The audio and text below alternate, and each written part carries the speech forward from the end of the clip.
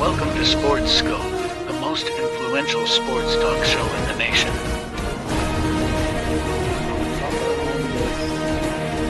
What's today, the 19th? Stay tuned for updates and great sports content.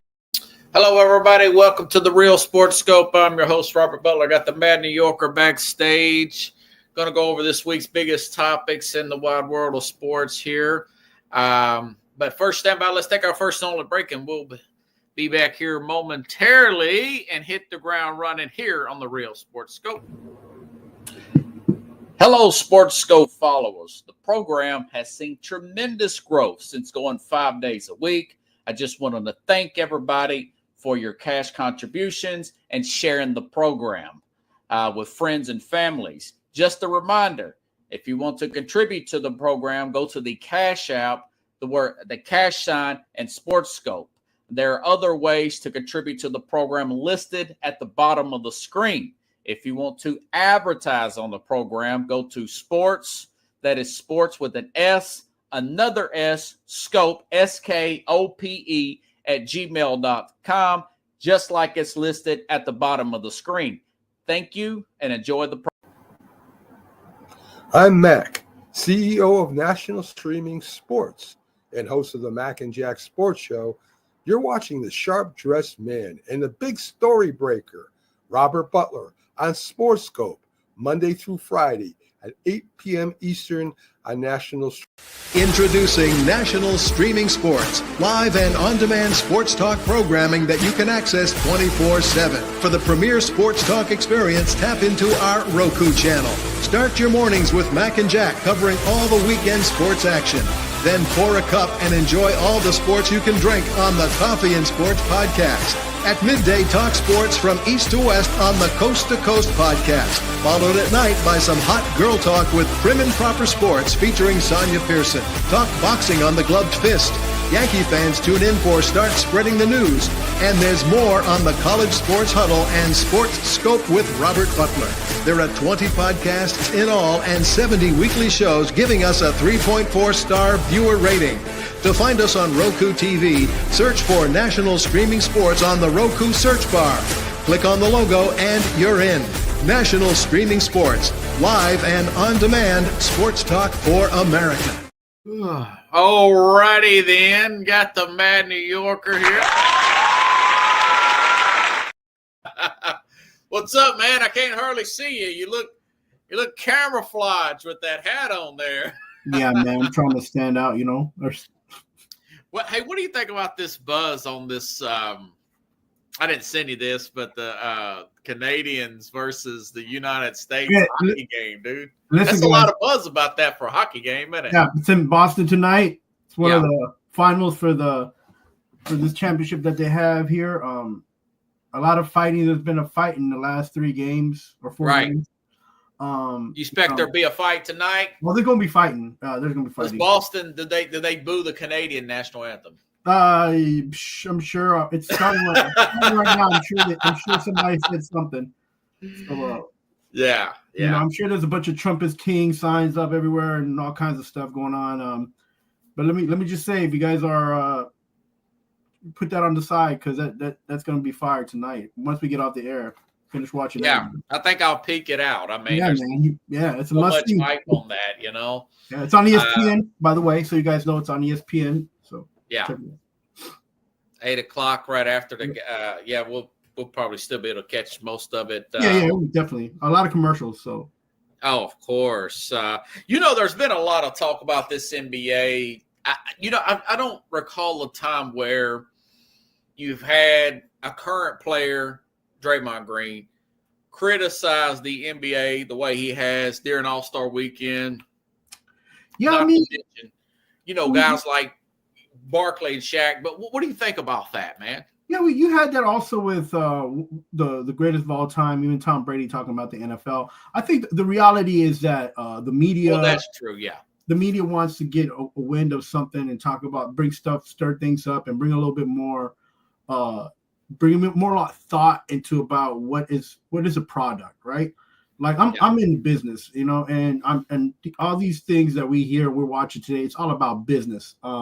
yeah, there's sports, fans are included. It's all of us. We love to, follow, and we like to cheer. But at the end of the day, the owners, the leagues, they're making money. And the other stuff that we like, the traditional stuff, the schemes, those things that the fans like, they go under wayside. But thank you, media. Thank you, people like us. We talk about these things. But then the reality is, as a consumer, as somebody who buys tickets, watches games, just give me a good show, right? Just give me a good show. Like in basketball, NBA, be a little bit more competitive. Like, let's see a little bit more out of your players that are getting paid the most money. Let's see a lot of Do you think they should take away guaranteed contracts and have incentive based on wins and losses in games? Rob, we talked about this back in the day, back in college. We used to say, like, let's just pay for the day, right? Pay them. That would be tight, right? Now, I understand certain types of salary just to be a base, but add on incentives to win each game. Exactly. I think that would be. Like, we get paid for showing up to work, right? And we don't get paid if we show up late, if we end up leaving early, right? So I feel like if you want to kind of just, make it better for the owner to kind of, see what these kind of contracts are about. The players should kind of do the same thing. I'm not against, and I'm not saying that these players, like, they're not playing hard enough. No, everybody's doing something, but can everybody be doing the same thing on the field, on the courts, wherever they get paid to do something? Like, yeah, I'm not against that. But like, I there's days where I go and I've watched the game and paid more than $50, because in New York, everything you go to is more than $50. And you're sitting there and it's like, oh my gosh, like, what did I just pay for? And then on top of that, I got to pay to buy a drink if I'm thirsty, eat if I want to eat. Like, yeah, I don't have to do those things in the stadium and in the arena, but like, that's part of the, that's part of like what the attraction, right? So, and I'm not mad about that, because, I value my money and I wanted to go to that event. It's the after thing, it's the after effect where you're like, man, am I going to go again? Because I didn't enjoy what I saw the first time, right? Like, so, and not for that price, What would you recommend to do to fix the NBA? Because the ratings are way down. Yeah. So, man, I mentioned this a few times. I'm all about the American leagues doing what they do in world leagues and having more than 2 seasons. Like, have 2 seasons of NBA, have a winter season and a spring season. I want to see a better minor league program, like a better program that fosters and creates better players, more disciplined basketball, the game. Kind of things I think would help all the American league, all the sports leagues, because some of these sports are going way too long, and these contracts are getting way too big. And I foresee that happening in a lot of sports. Being the NBA and the NFL for sure.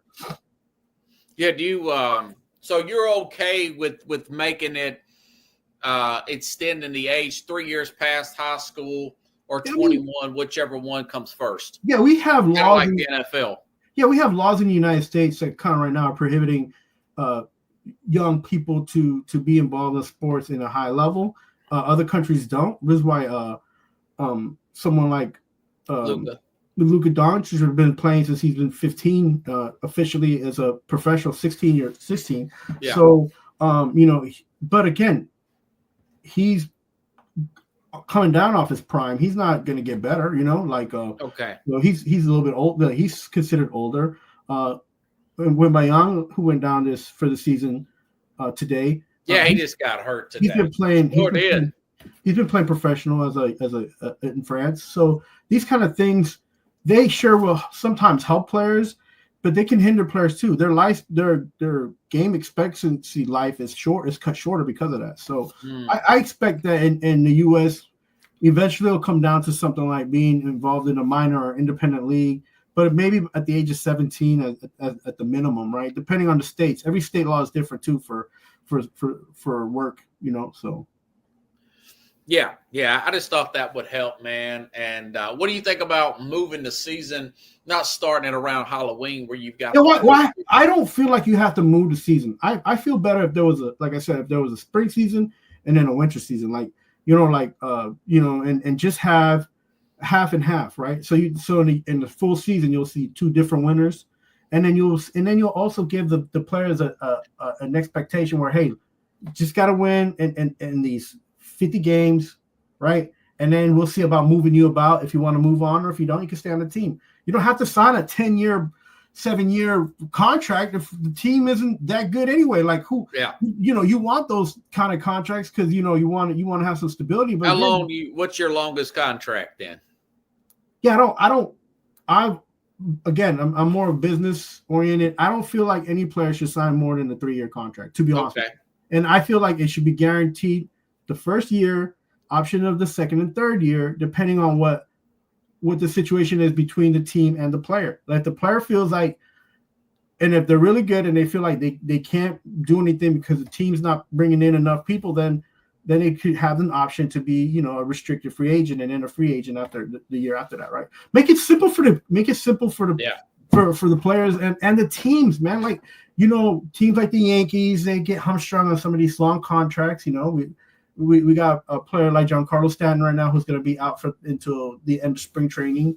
Dang. He's been on that team for a while. So like these kind of things, they hamstring and they tie down these teams, and the fan bases get so upset because they want to see. I just don't know why in Major League Baseball keeps doing those contracts. It's not just to make look. Higgins in the NFL is about to get contracted. And he wants a bigger contract, right? But now they give him a franchise tag. So these money things, these contracts, man, they can affect the teams and the actual league themselves. Like we're fans, like so we just want our team to win, and sometimes we want to keep players longer than they need to be here. But that's just the way it is, man. Yeah. Okay. All right, man. This food for thought. Going to Major League Baseball. Vladimir Guerrero Jr. You're a Mets fan. Do you think Steve Cohen's got the stomach to take on a guy like that if he comes available, say, around the Major League Baseball trade deadline coming up in July? As a fan of New York, I would like to see Vlad on any New York team. Huge Dominican contingency here in New York.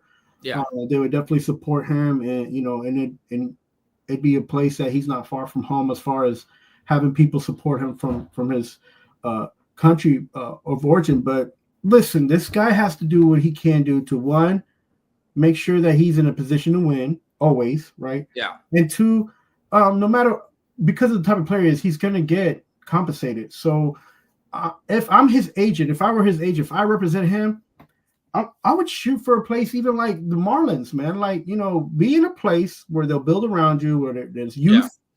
Yeah. And what do you see in the Marlins right now? They got fulfill a lot of holes. They need they're in a situation where they can move a few young pieces around. They're in a rebuilding stage. So is he going to win there? No, but if he's looking for a long contract and if he's going to be somewhere, you might as well be in Miami than anywhere else, right? I mean, like, where else would you go where you can get big money and not get taxed and be around your fellow countrymen? Yeah, but I'm sure he probably wants to win, though. Or the Tampa Bay. Tampa Bay is a little bit better. I think Tampa Bay would be a better. He'll still be playing against the Yankees because I think he's got a little gripe against the Yankees. I think that he made a comment about that. I think it's something. And I'm not going to put like words out there because I just feel like the Yankees had an opportunity to get Vlad Guerrero, his father, and didn't do it. Okay. And I think he's kind of like holding on that grudge, like, why didn't, you didn't show up. Would you want to put him at first with the Mets, or would you want to move him around if he decide to sign him with the Mets? If he signs to any team, he'd definitely be playing, I'd say about 60-40 or flip-flop DH and position. I mean, you don't want him to be all worn out. And on top of that, you want him, he's going to hit the ball. So yeah, that's the reason you got him. So, it's tough. I'm not sure if the Mets will be able to pick him up. They would be certainly in contingency I'm sure they have a plan for after Pete Alonso. It's just one of those things. Even just looking at what the Yankees have to offer as well. There's space they can make space for a player like Vlad Jr., but if they bring him here, it's a money move, man. It's one of those, like, strong, like, it's not it will work against Vlad Jr. than against him more than it'll be positive for him. And I like him as a baseball player, and I think he would do better on a team that's a team oriented and not superstar oriented. I'm just, to be honest with you, where would be, you think he would work out down in Atlanta? They're pretty team oriented. Yeah, they're team oriented. They're pitcher heavy. I see that Solar is not. His contract's coming up. I don't know if Atlanta. I don't know if Vlad would want to go to Atlanta. Okay. It's not that Atlanta wouldn't want him. It's I would see Houston, like you talked about yesterday. They would have a better chance of picking him up. Again, he's got a good team around him. I'm sure he talks to his pops. If he signs anywhere, it's going to be somewhere where he ain't going to be paying that much taxes, bro. I mean, he's going to pay taxes in every city he plays for, but if he's going to put down his stakes in a house or have his family live in, it's going to be someplace that doesn't have a state tax. Really? Yeah, I feel that way. I would do that. I would, if I was playing baseball right now and I was looking for a contract. Well, Houston would be a good fit then for Texas. Texas, Florida. You want to go one of those places. You don't think that he's big into winning right now? I mean, the Blue Jays have getting kind of down, If the problem in baseball, Robert, is that even if he's on a high, let's say he was going to be on the Yankees and the Mets, the likelihood of them going to the playoffs is always high. But when they're in the playoffs or even in a World Series game, the fact of the matter is they never 100%. Never 100%. And your depth level is so much lower. So you're forced to whoever's on that team to play minds out baseball, and it's hard. It's more difficult than it sounds. Like the Yankees, what happened with the Dodgers last year? Like they didn't have that depth that they needed to win. So he would be a depth guy. Well, I don't know. There's a lot of markets. Only so many markets because he's going to command a lot of money. Yeah, I feel for him $500 million plus. I feel for him is that as much as and even his agent, as much as there's an opportunity for him to max out, just try to go the 3-year route, man. It's so much easier to move from a team to be a rental than it is to just be like, especially in baseball, because let's say he signs a deal, he's with Houston, he's there, after spring break, after spring training, and then all of a sudden he gets a wrist or some kind of leg issue, and then he's on and off the field, and what are you gonna do? You're guaranteed you got money, but you're not gonna be in a playoff run if you're not in the lineup, right? So, do you think that the guys? Shohei Ohtani was successful last year. Into the playoffs. In the playoffs, he stunk it up. Yeah, but I'm saying as far as winning the World Series, putting that salary off, did he start a new trend, a Bobby Bonilla type of trend, where you could stack the team around him, and defer that money until a later time? Do you think a Guerrero would want to bite on something like that so he could compete for championships and get paid on the back end? Yeah, I mean, that's the point, is to get on a team, and no matter what the money is, just be on a team that's competitive. And I'm sure that's the number one thing the agents talk about, not the players, because the players they just agreed to terms and deals. But I guess we'll find out this time. Yeah, I think when it comes to players, contract in November, when you're on that high end, the players, all they have to do is worry about is when they're going to get paid, not how, because the how is going to come up, and like, it's like when. So I'm sure no matter what, he knows he's going to be set up because he did what he had to do, right? So maybe he would be more likely because his dad played, and I'm sure his dad's still doing pretty well. 16 years, Vlad Guerrero. Okay, who's better? Is it Vlad or Vlad Sr.? Vlad Sr.'s pretty freaking good. 48 home runs in 21, 288 average. Vlad Sr. was a mother bleeper. Yeah, I'm going to say this. time will tell. We already know what senior accomplished. We just got to see here what junior's going to do, and because we did this with a former player in Cecil Field Jr. We had high hopes for him, and he just had way too many injuries, and even his father was injured, but his father never quite was the power hitter Dad was. Yeah, his father had a longer career, so but respect to both of them, a father and son duo. It was good to see Fielder until his body couldn't do it anymore. And it sucks that he cut his career short, but I don't expect that out of Vlad Jr. But it's baseball, and these kind of sneaky injuries to big bodies kind of come up and happen. Yeah. So, I just want them to be careful and just have a good career at the end, Yeah. I definitely, after digging in the numbers yesterday, man, Vlad Sr. was the better player. Do you recall how good an arm he had? Yeah. As of now, yeah. He had a rocket of an arm. He'd throw people out from, other side of right field somewhere. Right field. Not only that, his pop-ups, they were like one of the hardest to catch because they went so high. Yeah. Sometimes they get caught in the light, because it went so high. He played with Montreal so many years. Yeah. So, it's when you think about back in the day and think about what kind of player he was, remember he was in an Angels team and he had that team. He had carried that team a few times in the playoffs with his bat. Yeah. So, he was something else, man. I tell you, interesting stuff here. Okay, I sent you this text here from this guy. Now, he's not a major reporter or anything. He might just be trying to pump up his site here, this Brett Hoffman. But he claims, and I found this off the X app, he says the Jets have contacted the Titans to discuss the number 1 pick to get Cam Ward. And he threw up a trade package. I'm going to see what you think from the Jets' perspective. Now, the Jets' offensive line seems pretty good. They drafted a left tackle last year out of Penn State. Remember him? Mm-hmm. Good pass blocker there. Made some free agent acquisitions. They got the defensive line here. They've got Garrett Wilson. We know they're probably going to try to keep him. They might try to move Devontae Adams.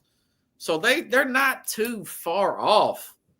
But this guy says the Jets would offer Titans that 7th pick this year, their 2nd round pick this year, a 1st round next year, a 2nd round next year, and a 2nd round in 2027 just to come up 6 picks to take Cam Ward.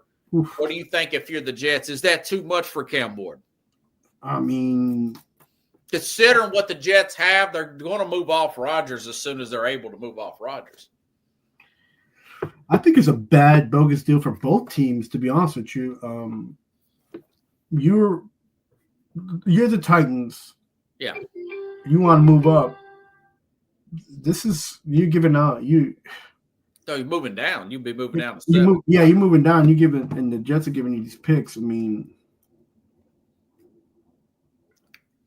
I don't know, man. I mean, that's a risky move, bro, to be honest with you.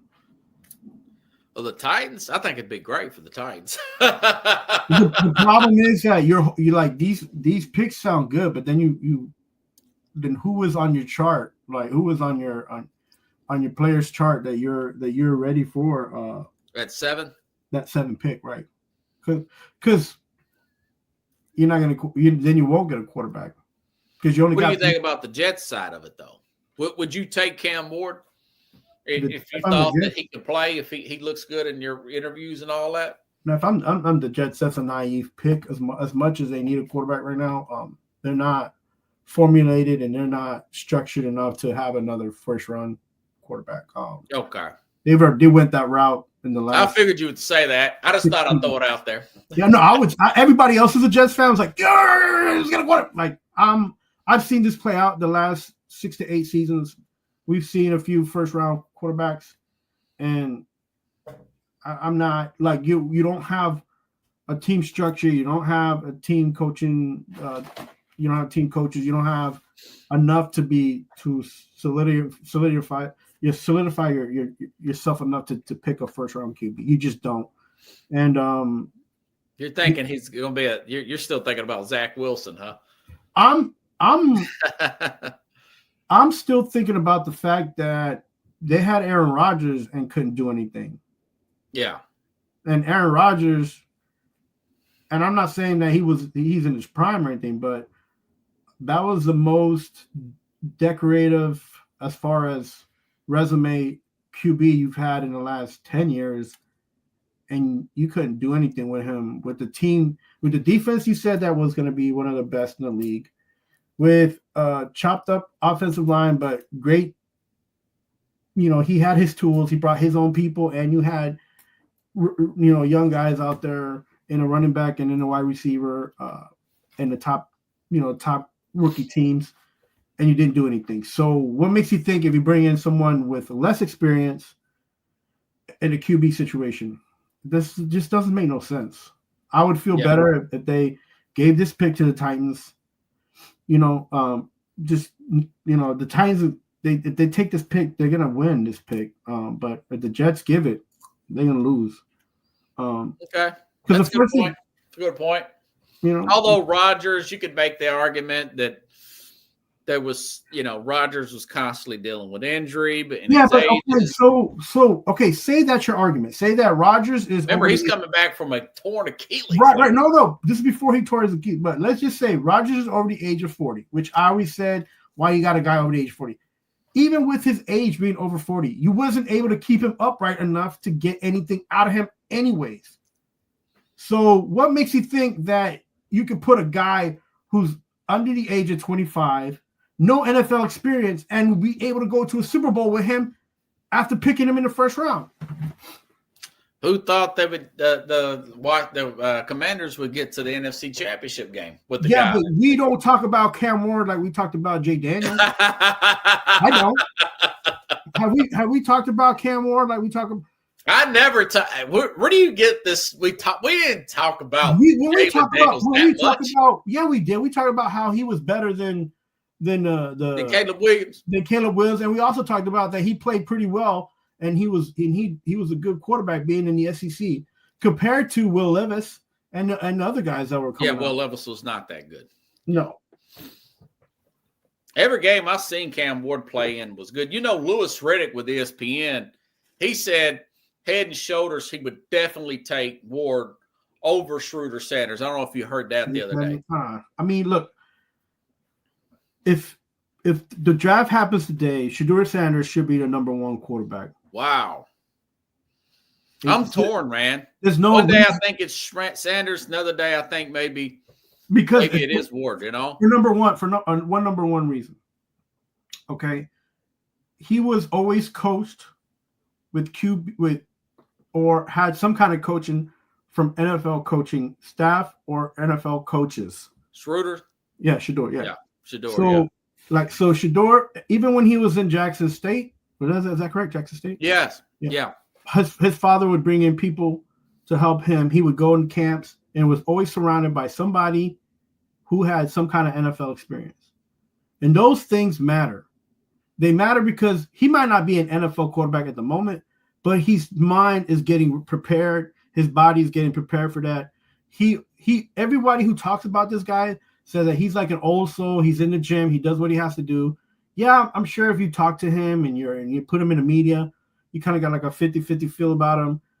None of that matters. When he's on the field, he puts himself in a position to win every single time. I've never seen him on the field with the football in his hand and was ever going to give up or did not have an opportunity to win where he didn't take it.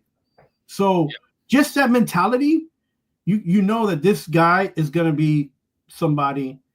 He just got to be put in a situation where the guys that surround him believe the same thing, that this man is going to be able to take us to the promised land.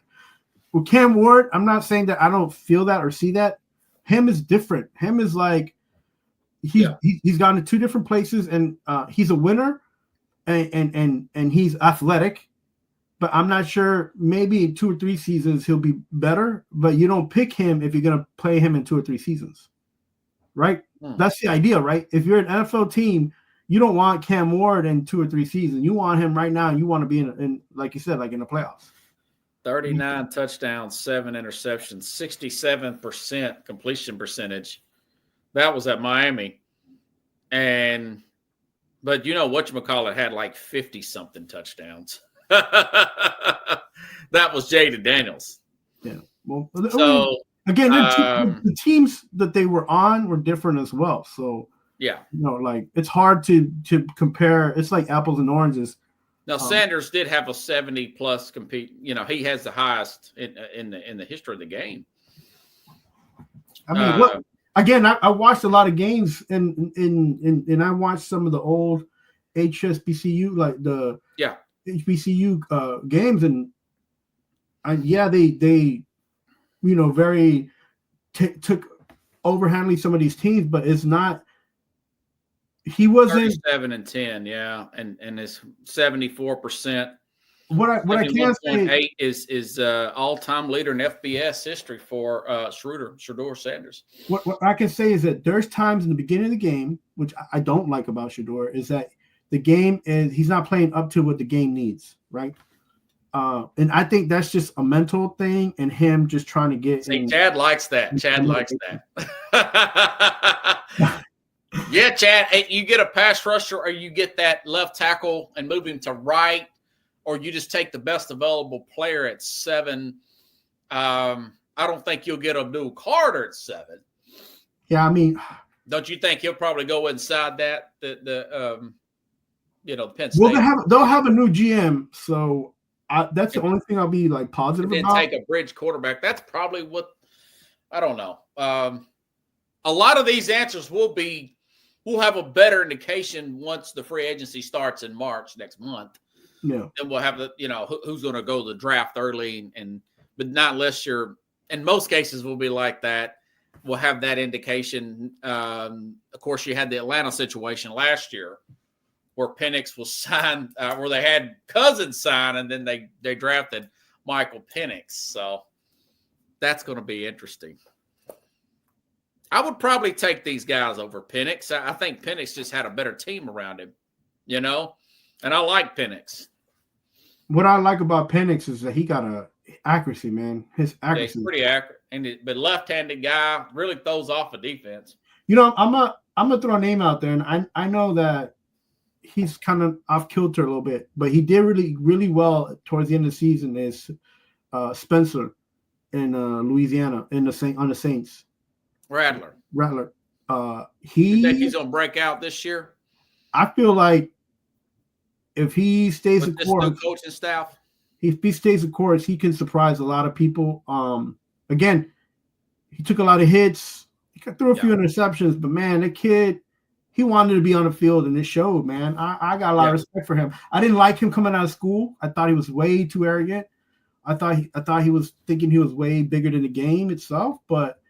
I feel like a little bit. I feel like he humbled himself a little bit, being in the NFL, being a starter out of left field, and you know what? I give it up to the kid, man. He stepped up and he almost won a few games there. So I'm expecting a little bit more from him, and I think the Saints got themselves got lucky there, to be honest with you, because he came as an unsigned rookie, right? I think it was like a 4th or 5th round pick. He fell. He wasn't first or second. Yeah, he transferred to South Carolina. I remember he was playing under Lincoln Riley with Oklahoma, and I thought he was going to be all-world too. He thought he was going to be, and ironically, he was beat out by Caleb Williams, if you recall. Right. Yeah. In that Oklahoma game against Texas, and then the rest is history. They both end up transferring. Yeah. I mean. Caleb Williams, he should do better than this coming season. He played pretty decent, to be honest with you. They just didn't have much there after they got rid of the coach. That team kind of just became mediocre, to be honest with you. Yeah, a lot of it is scheme, though. I mean, you could tell the talent's there with him. The talent is there. He has a little bit of upside, but you gotta be the man. You gotta be one on the field no matter what happens, even Yeah. And so, but it's a promising young set of quarterbacks out there as well. So, that's an interesting little tidbit there. I'd kind of like to see Titans get a big move there and trade down, but maybe they don't really have a good partner there. We'll find out, but I don't know. I got a sense that maybe nobody really does that big trade up, if you ask me. If I'm the Jets, man, you pick this guy up. Man, you have to have a bigger plan. Your plan has to be better. I want to see a plan. What is their plan, man? I just don't want to be like, where we got players. So do 26 other football teams got players, and they like to make those big splashy plays, man, to make the headlines. Yeah, they like to sell jerseys and seats, but nobody's gonna go when you don't win nothing, bro. Like that is true. They still like that back page there. There was a report now that Cincinnati wants to go all in and sign Trey Henderson, the defensive end. Yeah. T. Higgins, you mentioned T. Higgins, and extend Jamar Chase. I don't agree with that. I would move off one of them. Probably Higgins. I would move off one of them to keep Joe Burrow happy. What if they really can't come up with that number? What about the idea of maybe Tennessee calling Cincinnati, offering, because Brian Callahan coached the Titans, offering that one pick? Maybe Cincinnati can work out a way to sign all those guys, but move Burrow's contract and get the one pick and a package around it where you take a tackle, maybe throw Sweat in there, the defensive tackle, and next year's number one. What do you think about entertaining that? Do you think they would probably hang up on the Titans for something like that? Yeah. Look, I saw. What do you think, Chad? That get us hyped up down here in Nashville. I tell you what, and I said this, and I will keep saying this: Allen and Burrow, if they stay in these small markets, they're not going to get into a Super Bowl win. They'll get to a Super Bowl playoff. Kansas City's not a big. This is the NFL. You're thinking major. You No, got to get I'm Major League Baseball out of your mind. I'm talking about contracts, bro, because contracts, they're the ones that hinder or help you. So Joe Burrow was on a podcast stating that he's looking Chad would love that. That gets Chad gassed up. Burrow's looking into, restructuring his contract to make these things happen. Yeah. He hadn't chosen which one he wants to do yet, but listen, bro, I mean, that's a lot of money that has to go to a small amount of players. And I'm with you. I would maybe move T. Higgins or both T. Higgins and Hendrickson. Yeah, Henderson's got some age on him. I don't know why they don't move off Henderson. Yeah, I mean, he's the heart and the soul of the defense. That's why. He's the only one getting up to they don't have anything. Yeah. That's why they can use I would offer them Jeffrey Simmons, but they don't want to pay Simmons his contract. I'd offer them Sweat, that pick, next year's first-round pick. They'd probably want our second-round pick, which would really hurt Tennessee. Because the only thing you would be doing is making Cincinnati better. But the Tennessee don't have to play Cincinnati like that. So, they're in the AFC South. So Tennessee's a lot better than what people think. I think. Oh, I've told you that, and that's that's they're kind the of best number one pick team out there I've seen in a while. It's just Levis wouldn't get rid of the ball. Levis. How many times do you not know the snap count? You're the quarterback. I don't know how many games you got a chance to watch up there in New York, or even when you were down here during the season. But the center was snapping the ball, and it was bouncing off of his chest all the time. Right. And he's fumbling the ball. I understand maybe one time a season that happened, but it seems like it's 5 or 6 times a season. I mean, dude, don't you know the snap count? You're the guy that makes the snap count. Yeah, and I think when I was watching these games with Levis, I think it's like he's not comfortable in the hurry up. He got to be in a huddle. He got to explain what's going on. I think it's all about control for him. And then you see the defense and your eyes get big because you think you see something and you're not, and you're doing something else. So for him, I think it's just a transition of being an NFL quarterback, being on the field the whole time, and just timing. You're right. That ball was not in his hands the way it should be. And I'm not sure if it's the center or if it's him, but if it was him, he should have just sat down with the coaches and been like, listen, on 2, no matter what. And then he should have been with that. Something simple, just keep it simple. But Is he, if he fixes the Right. small things, is he a starting quarterback in the NFL? And we said this.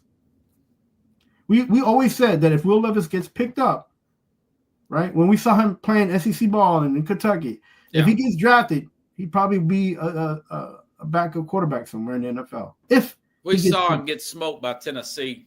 Well, it wasn't just that. It wasn't just. It was the fact. Oh, he had a lot of good players surrounding him, but he's not a terrible quarterback, right? But he's. I was willing to give him the benefit of that. I was with Keith, but I do remember watching those Tennessee games. I'm like, man, this dude's got some quit in him like nobody's business. I think that's Tennessee just smoked him, man. I think that was one of the things that I saw was it's not that it's quit, it's that he can't get over the last play. You got to have a short memory, yeah. Yeah, he just can't get. And so he's thinking about the last play. And so you would see him do things like the rush came one side from the last play. So he was already trying to go to the other side, Yeah. And you saw those things, and he can't think like that. He just got to get every play for what it is. And, it's easy to sit here and say those things because we're not behind a center and getting attacked by 300-pounders. But, it's just part of the game, and we have to know what the game is. And he's I say he's 3/4 there, but if he becomes a quarterback that's consistent, he'd probably be a backup quarterback. I mean, that's just the way Yeah. it looks like Yeah. it's going I to go. was expecting a big jump for him, and he's not. Were you expecting that because they got a new coach, or were you expecting that because Yeah, and offensive-minded head coach, all those pieces. what did I tell you? Once they got Waller, Callahan, Calvin Ridley. yeah, I told people this. Once they got Callahan, that's it for the Titans, man. They're not going to be good for the next 3 years, bro. Oh, you didn't like Callahan? No, I did not like that pick at all. Not at all. No, sir. Not if you're going from a defensive-minded coach and you go try to flip it to an offensive-minded coach, and then he's going to bring his dad in, which, fine, that helps. His dad was there to help. The biggest flaw was the offensive line. Yeah, but that doesn't – the focus point is not your – the focus point should be your team as a team, not just one side of the ball. And it didn't really help because the guy couldn't catch a ball from his freaking center. So how much did that help him? Well, that goes to show you that Levis has really fell off. Not that he ever was on. And then the Titans going to get a quarterback. It just depends on if it's going to be a bridge or if that's going to be through the draft. But here, check this out, Robert. To answer that question, I would definitely call Cincinnati for that. If you're Tennessee, would you try to get Burrow, or would you just try to do something else? I would definitely try to get Burrow because okay. But that's he's not on the trading block. That's a problem. So you don't think you can connive that? The fans would really revolt. They would have voted worse than the Mav fans. Well, what happens is that you have everything set up trade for Luka. Burrow. You would have his number one ready to be there, and he won't want to be there, right? You'll have his linemen that are like pro Burrow. They won't be on the same page because you got rid of Burrow. So there's a lot of stuff that, and the guy's from Ohio, so he doesn't want to not be in Ohio. Yeah. So he's dropping hints. The reason why I said that is he's like, hey, y'all need to get these guys in here. Other words, I'm not happy. I said he should play out that contract and sign elsewhere. Yeah. And try not to get himself hurt. He couldn't grasp the system. He's the line. I seen him holding on to the ball too long, man. I mean, I don't think the line's that bad. I think you can use a right tackle, but a lot of it was on Levis if you watched all those games. Yeah, and you got rid of your other quarterback, and he actually did decent as a backup. Tannehill. No. He got rid of Rudolph. No, the kid who went to Green Bay. Oh yeah. Well, I mean, he did okay in Green Bay for a few as a backup. He had 3 games that he won. Yeah, I mean that made Callahan look bad. Malik Willis that made him look bad. Yeah, so you think LaFleur? But I still think Malik Willis is limited, man. Oh yeah. No, I'm not. I didn't say he was a superstar. I mean, he's no Jordan Love. He did better than what I thought he was going to do, which is nothing. So he did +1. He went down here and beat Tennessee back in October. What do you think about the SEC basketball conference? Is it the most dominant conference in college basketball, or is it just a deep conference in college basketball? I think it's the most competitive conference in Okay. in college basketball. And what I mean is that you don't want to play any of these teams, in the dance. You just in March Madness. You don't want to play because any one of those teams are going to come out there and put it on the floor. Now the deeper conference, I hate saying this, is the ACC right now. You think so? With some of their teams being deeper than But, who do they got other than Duke and North Carolina this year? But those two teams have plus 6 players. I'm looking at it now. I can't even find North Carolina at the top. Duke is number 3 right now. But check this out. Auburn number 1, Florida number 2. This is in the AP poll. Right. Alabama's number 4. Alabama was number 2 last week. Right. Tennessee 6th. They were number 1 for like 3 for a while. And then you got Texas A&M at 7. I mean, this is crazy right now. What you're telling me is what I just said to you. The SEC is the most competitive. In other words, all these guys tells me it's got a lot of depth. But I wouldn't use the word dominant. I thought about the word dominant. No, they're not dominant. They haven't won a national championship since 2012 with Kentucky. Yeah. Look, that's why I say competitive, because they're not. Yeah, it's pretty freaking competitive. Ole Miss is 24, Kentucky's 17, Missouri's 15. I mean, this is crazy. Probably the deepest league that they've ever had by a long shot, I don't even remember the SEC being really dominant, having this depth when we were kids in the 90s, man. No, and even when you started maybe Bruce Pearl with the Tennessee. Yeah, and even when you had the Vanderbilt sneak in on the back end, and you're like, okay, let's go Commodores. It's I like the SEC college basketball for the competitive nature, anyways. I like them going in there and beating up on a Big 10 or a Big 12 school like Illinois or somebody like that. I like that, because it's like you guys thought you were so big because you played Michigan and then in Indiana, like whatever. Like, I like that. Because the Southeast, they bring in and another thing what I like about the SEC is that they bring in a lot of East Coast players, bro. They always be I think it probably all happened around the same time, or right around the time we entered college, the early 2000s. Because you think about it, forget about Kentucky for a minute. Kentucky's always been good. Right. But really, they've kind of carried the conference from the 90s up.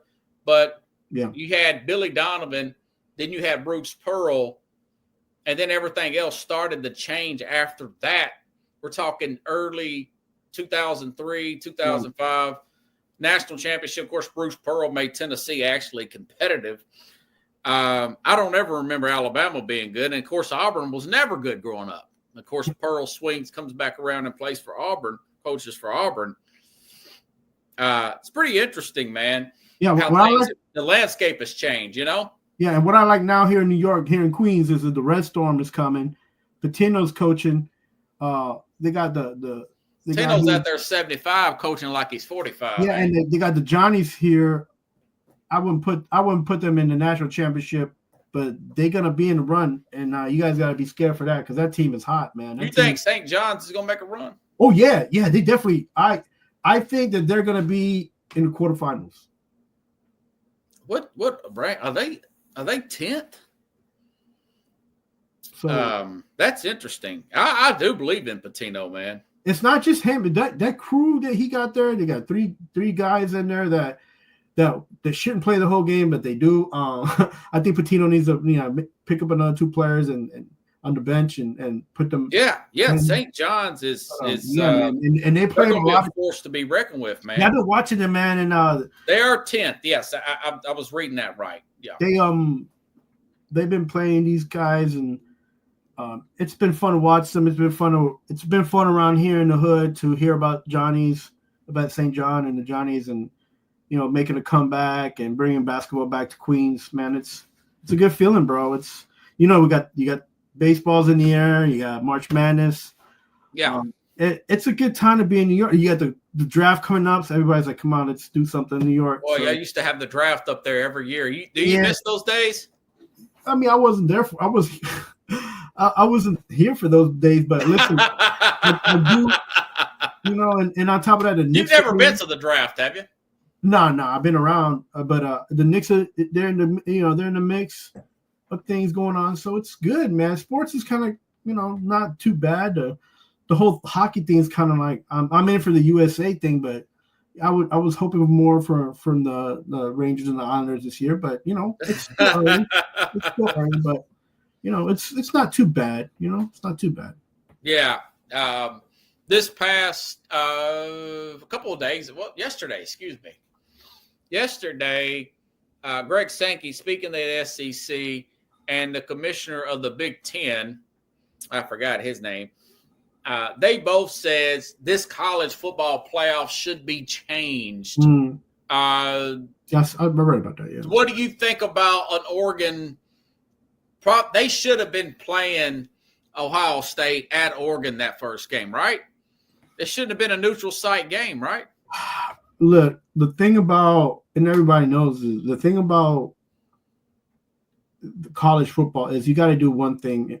You show transparency and you let the NCAA do the scheduling, or you do the teams themselves control the scheduling. It's one or the other. You can't have it both ways, right? So if this whole college is going on, the reason this whole college football thing is going on is because too many of these direct ADs want more and more money, right? And they're the ones that already have the most money. These are like the top 5 conferences, and they already got a lot of money. They want more of it. They want more control. So this is what you get, right? And the worst part is that on the commercial side, they're allowing you to get in a mess, right? Because you're allowing for these bowl games, you're allowing for these tournaments, you're allowing for all this to bring in money and capital to pay for this stuff. If you want there to be balance and transparency, then you have to give the control back to the people that are not the schools. And the problem right now is the NCAA is not in that, don't have that structure, and is not formulated to do that. Yeah. They're not. So to the rich go the spoils, right? It's like, to the rich goes the spoils. What you want. Like, if you want to be up there with them and compete, you got to find the money somehow or another. Now that NIL is available, and get there and fight. Chad's saying it's more competitive. Yeah, I mean, it was more competitive. They made a lot of mistakes that first year. Hopefully they clean them up and not. Obviously, those other commissioners have to vote on this. You just can't have the SEC and the Big Ten vote on it. I mean, I was reading about that the other day. I think they just seem to be slower to get the stuff right compared to the NFL. Right. So now you're looking our generation and the one generation before us, they're getting in a huff and a puff because they're the ones that are giving the most money as alumni, right? They're giving to the school. So they want more from what they're given. And right now that space is not allowing for that. College is different now. You're not going to get the local feel of competition. You're barely getting the regional feel of competition. So either you give your money and be quiet, right? Or you give your money and enjoy what you're getting for it, right? You can't have it both ways, man. Our generation now, we're going to be, in the next 5 years, we're going to be the ones that start giving the most money. Yeah, that's true. Now, I do think that they'll get it right, man. We were young. How many guys our age is giving them a lot of money? Yeah, look, we saw a lot of competition, a lot of regional. Elon Musk is only 4 or 5 years older than us. Yeah, look, we saw, competitions coming up. We saw like how it was like the Pac-10, and like we saw like the Red River rivalry. We saw all that stuff. Yeah. And guess what? We were like kind of bored with that sometimes because they were just hyping up schools that weren't that good at the, or some That's were, true. So that's true. There wasn't always great competition. It was just a good tournament or a good, game one or twice. Like there was times when Notre Dame was terrible and we had to watch it, and because that was the only thing. So if Boise State goes undefeated again, and they play one or two good teams. Do you want to watch Boise State every Sunday, Robert? I want Boise State to be like a 7 or 8 or maybe 10 seed versus a 4. You cannot make them a top 4 seed. That's all they're saying. I know, but you got to put a Ole Miss in there. You know, I mean, these guys have got more players that's going to play on Sunday, and they're always trying to play patty cake and let's play up for the little guy. No, let's just play it for what's best for what's on TV. You know, let's just say Boise State's team compared to Georgia University. Let Sankey cook. Look, I do. Hey, Greg Sankey knows what he's talking about. That's the commissioner of the SEC. Yeah, like, look, if you compare University of Georgia to Boise State, that'd be like University of Georgia's third team. Yeah. You know? I like Genty. You know, but again, you don't want to see that. Like, a lot of people didn't want to see University of Tennessee play Austin Peay. People are like, what the heck's Austin Peay? Like, what are they doing? Like, you know, but us alumni from Austin Peay were like, hey, let's see what they can do, you know, give them an opportunity. And then you saw what happened. You're like, I didn't like that game. Yeah, exactly. Right. Yeah. So, I mean, of course, Oregon, they work their butt off. They go undefeated, and then they draw Ohio State the very first round, get smoked. But again, that would have been a different game if it would have played again in Eugene like it should have been played. Yeah, but look, Robert, we were both on this on the Ducks. We both picked Oregon in the regular season. And we were saying, okay, they beat them the first time.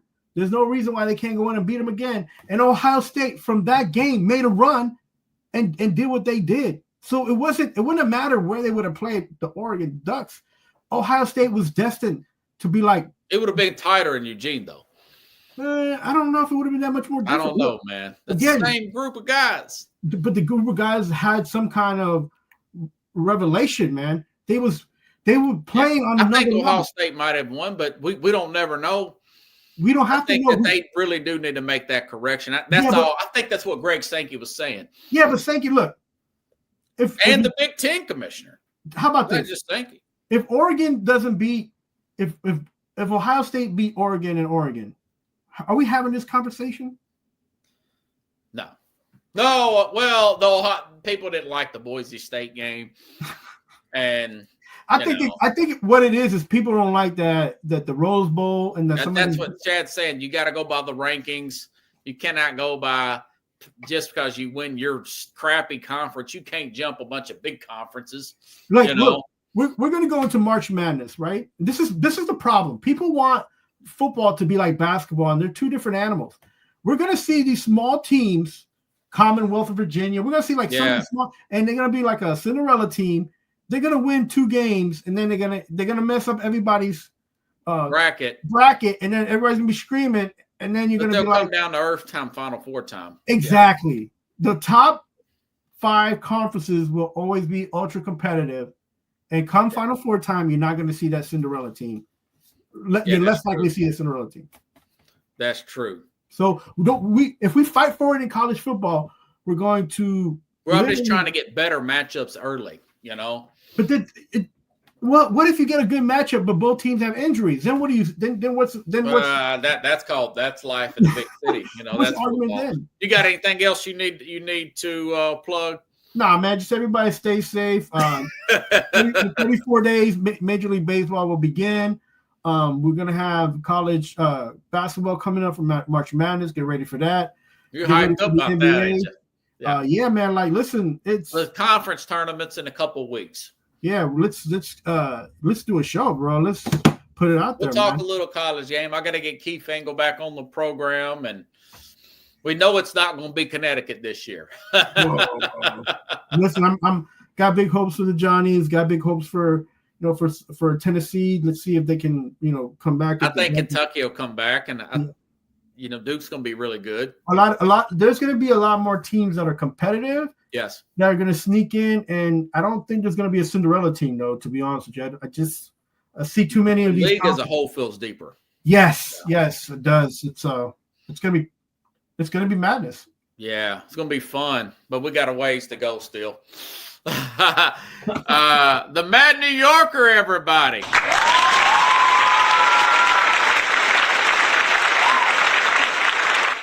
Crowd tonight. See what Chad says. Chad says, peace, brother. Thank you, Chad. Thank you, everybody. We'll be back next week here on the Real Sports Scope. Thanks again, buddy. See you, man.